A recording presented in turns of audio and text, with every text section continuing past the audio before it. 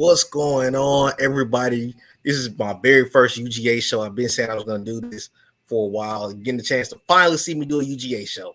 But had to come on to start the season off. Georgia had a very dominant performance. They won 49-3 today. I was highly impressed with how Georgia played today. To be honest, I had us winning this game pretty respectively, but I did not think this was going to be a 46-point beatdown. There was, to be honest with you guys, if you watched the game from start to finish, I'm sure a lot of people probably turned the station off after the game was over. Well, got out of to a certain point in the game, but Georgia did not get a third down. They didn't get a third down stop. Oregon didn't get a third down stop until the fourth quarter when Carson Beck came into the game, and that's highly impressive for a team to go literally 7 out of 7 and score every time they saw the field. Like, that is impressive on so many levels.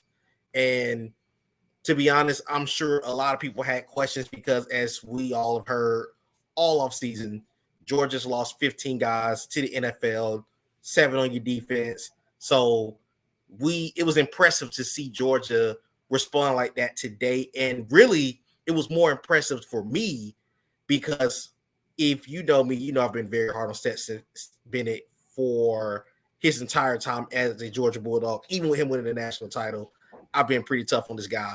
But overall, Stetson Bennett played great today.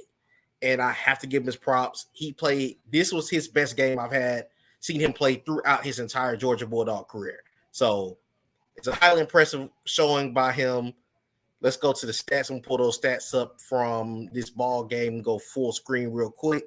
As you saw, the final score was 49-3 with a impressive showing by Stetson Bennett. Stetson Bennett was 25 of 31 for 368 and 2 touchdowns on the day.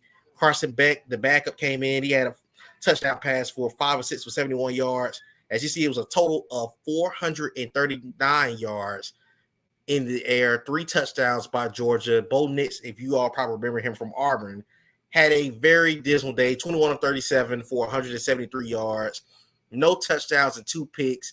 To be honest with you guys, Oregon came out with a good game plan to start. However, those 2 interceptions did them in early, and they just could not recover from that. And it turned into a disastrous showing. For the Oregon offense, who got within the 32 times, and then they just couldn't do anything. But as you see, Oregon didn't run the ball well. Bo Nix had 8 carries for 37 yards. He was their leading rusher. That's actually pretty bad. Kendall Milton led actually receiving and rushing. He had 8 carries for 50 yards and a touchdown on the day. Kendall Milton also had a pretty good day in the air. He had, let me go to the stat line. He had 9 for $117 and no touchdowns. But of course, your running back getting a dual threat game like that is highly impressive. But again, I was very impressed with what Georgia showed today. Defensively, I still don't think we've seen a lot of what we want to see yet. Of course, to me, Jalen Carter, he made a very big play in this game. He actually threw a guy, as you probably all can remember, at a point in the game. And he's getting a lot of top 5 prospects. So he's going to be a guy to look out for throughout the whole season. I think he's going to probably pick the top 5 of the draft for the 2023 draft.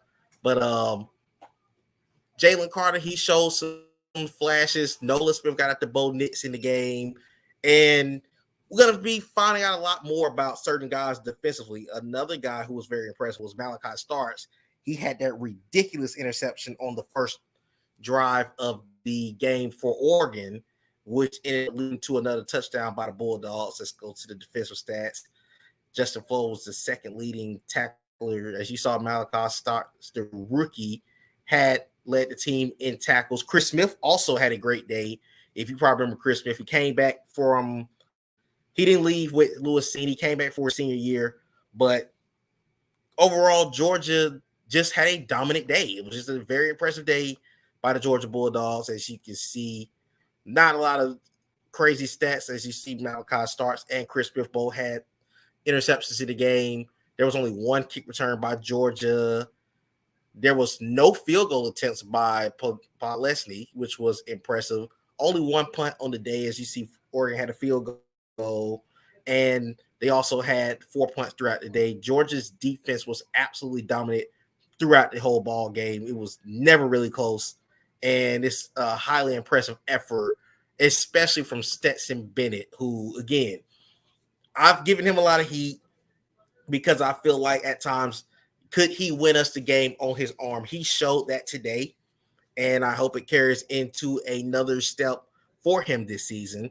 I think that today showed that honestly, I felt there was certain improvements in even his game. For a guy coming off of a national title, that's highly impressive for him, just to be honest with you guys. But I hope he can sustain that throughout the season. But this is a great start to the year. Only 6 incompletions. And mind you, these stats were in the third quarter. So it was a highly impressive day for Stetson Bennett and company.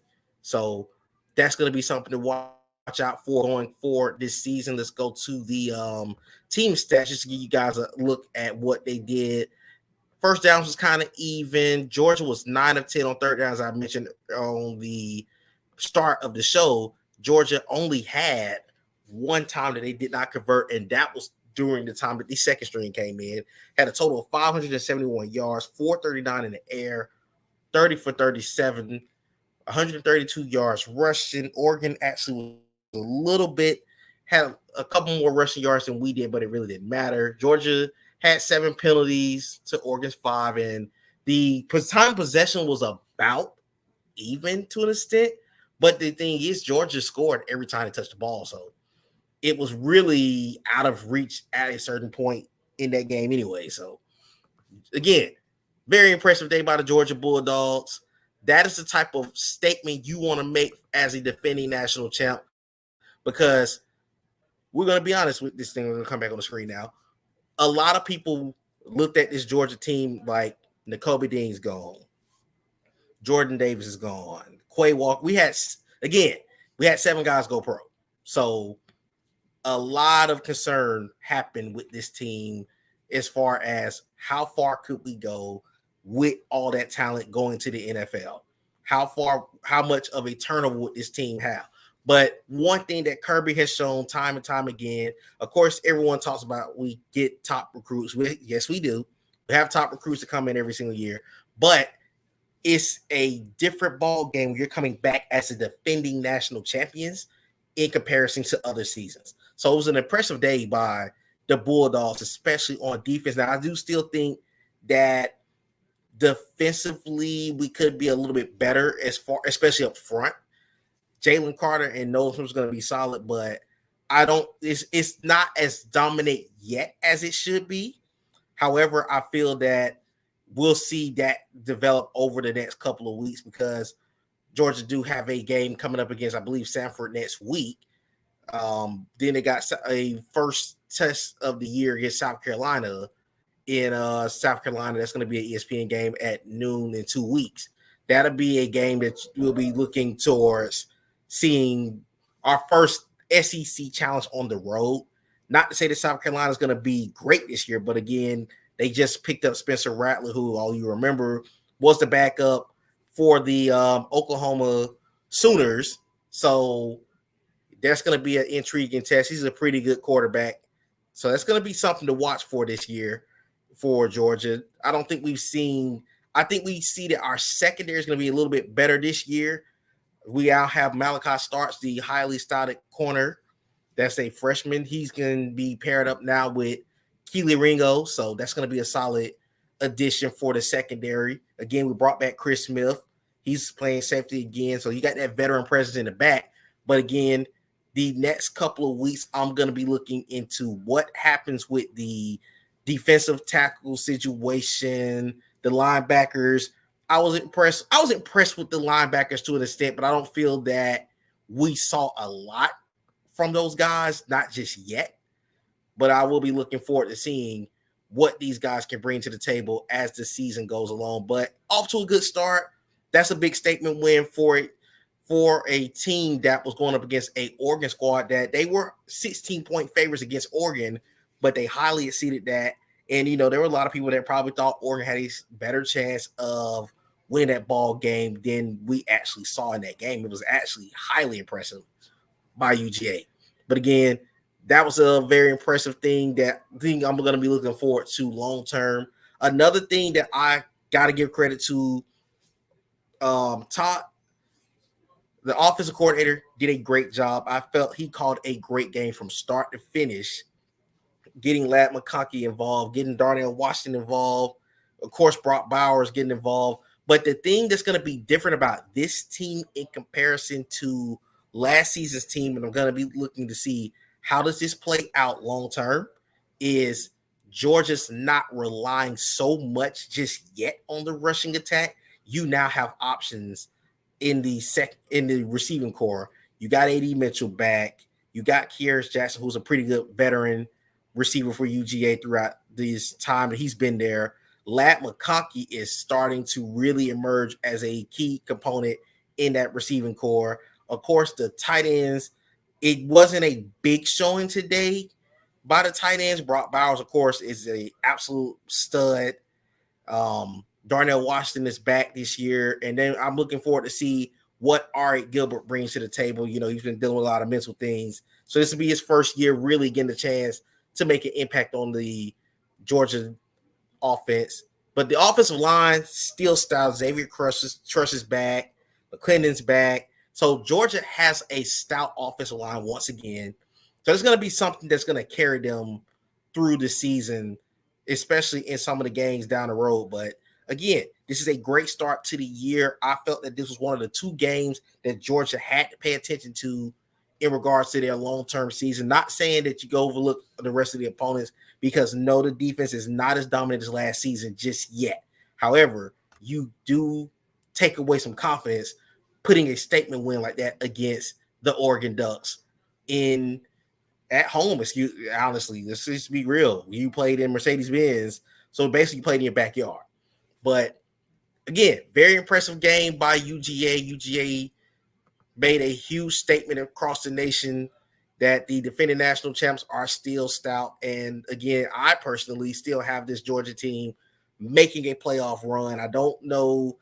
We'll see as the season goes along. I personally said that Georgia was the third best team in the country this year behind Bama and Ohio State, but we'll get a chance to see what that team looked like long term. So this was a good start for the Bulldogs this season. But I want to go touch on the schedule. If you haven't got a chance to take a look at the schedule this year, if this is your first time seeing UGA schedule, they got Sanford, as I mentioned, next week, and Athens at 4:00. So, of course, there's going to be a game to kind of work any kinks out. You got South Carolina in week 3 at South Carolina, Spencer Rattler and company.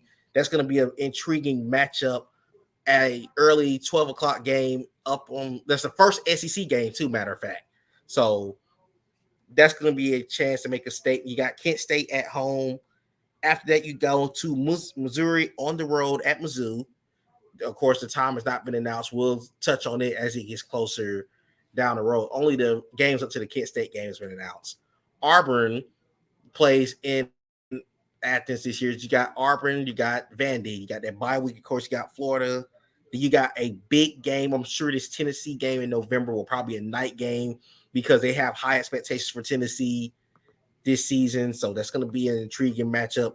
Now, I will say this. The stretch between Tennessee, Mississippi State, and Kentucky will probably be the toughest stretch of the season because Mississippi State is on the road, and so is at Kentucky, who a lot of people have high hopes for. Kentucky's been really good over the last couple of years in the SECs.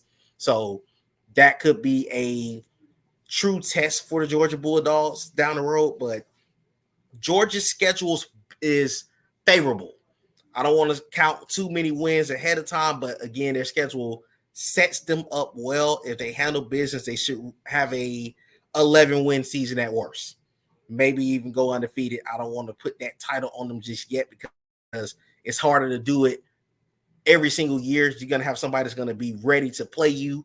So again, we'll be looking forward to see what Georgia does with that in regards to their long-term stretch down the road. Also, keeping it down. Let's go. Tech is going to also be a home game. So that'll be the final home game of the year at home against Georgia Tech. But again, as I mentioned earlier, Georgia showed me some positive things in this game. It's not really too much to touch on because Georgia was completely dominant. So it's not a lot of things that you can really critique in a 49-3 victory. But it was a great start to the season for UGA. I will be back on here at some point this upcoming week to preview. I'm not even going to give a preview really to the Kent State game. I mean, Sanford game, because of course it's going to be a blowout. When we'll get a chance to talk about the game, of course, we'll talk about it next Saturday. But be on the lookout because we will be on here for 2 shows. I just want to touch over the Georgia Bulldogs real quick. Be looking forward to it. I'm going to be talking with 2 special guests about the Falcons. Of course, the Falcons season kickoff next week. The NFL season kicks off on Thursday, to be exact. And then we're going to do a tribute to Serena. Of course, if you haven't paid attention to it, Serena lost out yesterday. So I will be on to talk about that. But again, great showing by the Georgia Bulldogs today. 49-3 dominant victory over a top 12 opponent. And hey, that was a great dub for the Georgia Bulldogs. Looking forward to a long season ahead. But until next time, this has been a special All In with Nate UGA edition. Go Dogs and have a great rest of your Labor Day weekend.